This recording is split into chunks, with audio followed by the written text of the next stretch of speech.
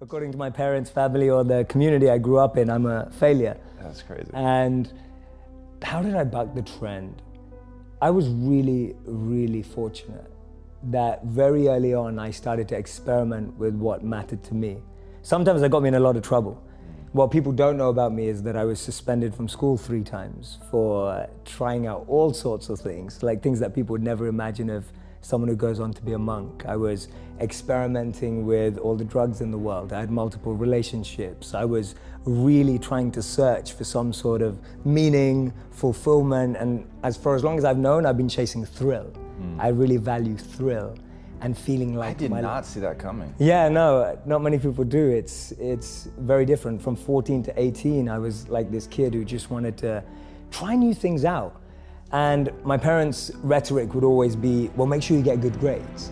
And I used to think, well, if I can be bad and get good grades, then it all works, right? Everyone's happy. So that's kind of what I did.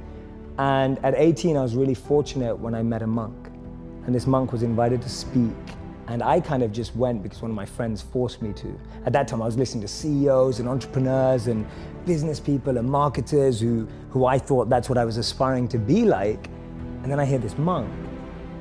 And he captivated me like no one had ever captivated me before.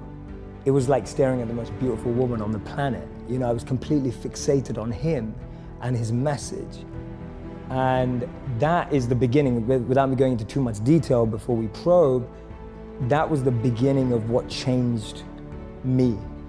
Because I went from being someone who did only want all those things to become successful and trying to, but I started hearing my own inner voice much more in all that noise that I had around me.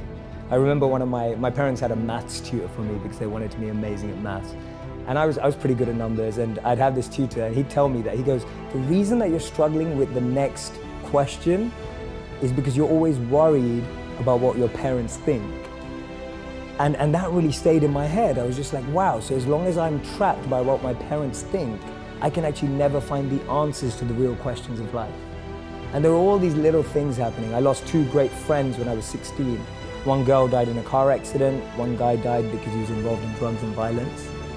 That made me rethink everything.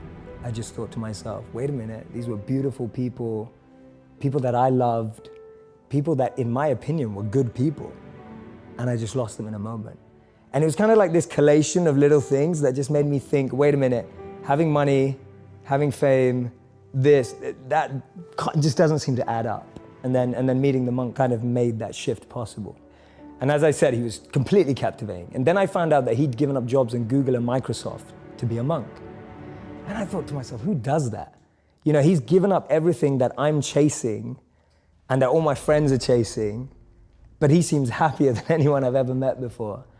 And he spoke about this incredible principle where he said that we should plant trees under whose shade we do not plan to sit.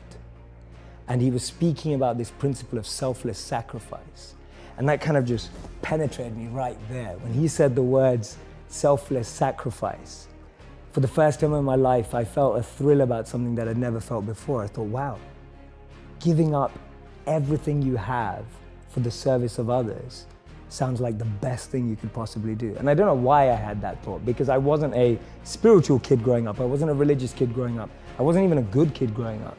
I was just a rebel, a misfit, trying things out, an experimenter, which I still consider myself. And so what I started to do is I was interning at companies and firms and corporates, thinking I was getting a grad job afterwards. And then I'd spend the rest of my summer holidays interning in India, living with him as a monk.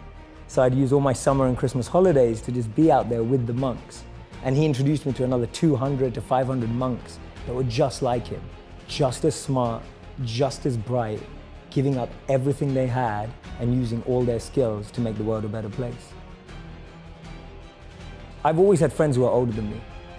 And I could see a lot of them in the most successful careers, successful jobs, beautiful partners, whatever it was. But I saw a sense of lack of fulfillment, meaning, and purpose in their lives. And I've always been an observer, and I would see these people who are like 5 years older than me, 7 years older than me, maybe 10 years older than me. And I'd be watching them and go, is that the life I want? And often the advice I give to people today is fast forward where you are, look at yourself in 10, 15, 20 years' time, and ask yourself the question, is that where I want to be?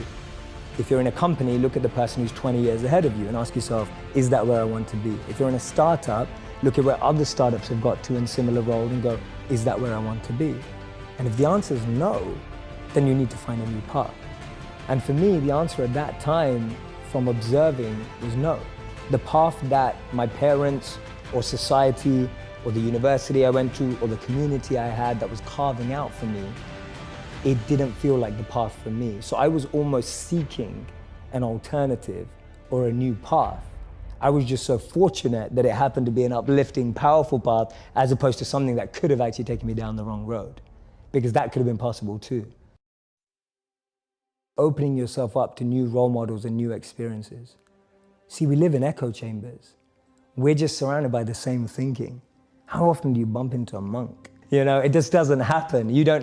No one has a dinner party and goes, oh yeah, we just invited the monk, you know, from town, like the local monk. Like no one ever does that. And so we meet people who are just like us most of the time. And we talk about this in business all the time. If you want to be a billionaire, spend time with billionaires. If you want to be a millionaire, spend time with millionaires. If you want to be a tech startup, spend time with, you know, that's the common rhetoric that we hear all the time.